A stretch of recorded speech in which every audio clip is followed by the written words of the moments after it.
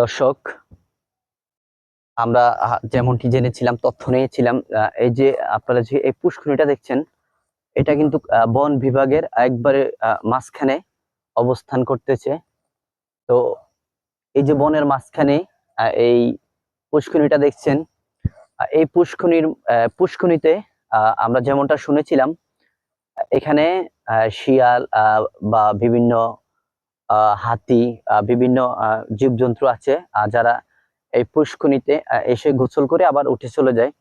তো আসলে আমরা কিন্তু এখানে 1 থেকে দেড় ঘন্টা অপেক্ষা করেছিলাম একটি সন্ধানের জন্য, যে আসলে আমরা কিন্তু এখানে বসে 1 থেকে দেড় ঘন্টা অপেক্ষা করার পরও আমরা কোনো জীবজন্তু বা প্রকৃতির কোনো কিছুই আমরা এখানে দেখতে পেলাম না। আসলেই হয়তো দিনের বেলা আসে না, বা রাত্রে হলেই এখানে আসে। আসলে এটা বনের মাঝখানে, আপনারা দেখেন পানিটা কিন্তু একেবারে পানি ঘোল, মনে হয় যে এটার ভিতরে আপনার মনে হয় যে যে নদী ভাঙলে যেমন পানিগুলো ঘোল হয়ে যায়, একেবারে ঠিক তেমনটি হয়েছে। দেখেন দর্শক, পানিগুলো একেবারে ঘোল পানিগুলো।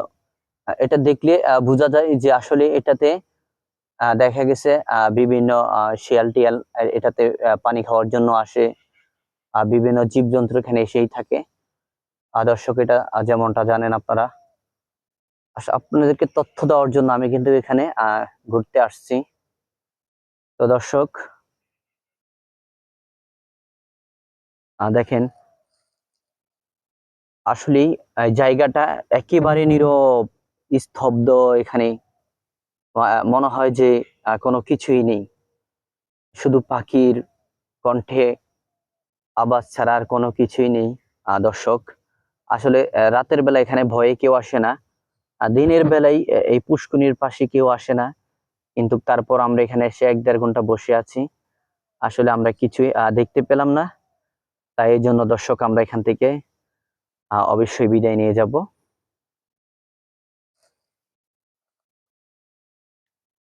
দর্শক, আপনারা যেমনটা দেখেছেন, আমরা কিন্তু এখানে এসে প্রকৃতির আমরা কোনো কিছুই পেলাম না।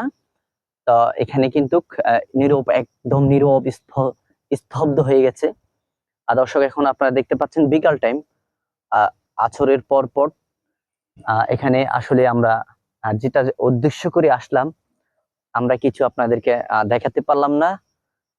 ইনশাল্লাহ আপনাদেরকে আমি দেখানোর জন্য চেষ্টা করেছিলাম। আপনারা অবশ্যই চেষ্টায় হয়তো আমি দেখাতে পারি না, তো আপনারা আমার পাশে থাকুন, ভিডিওটা অবশ্যই সাপোর্ট দিয়ে যাবেন।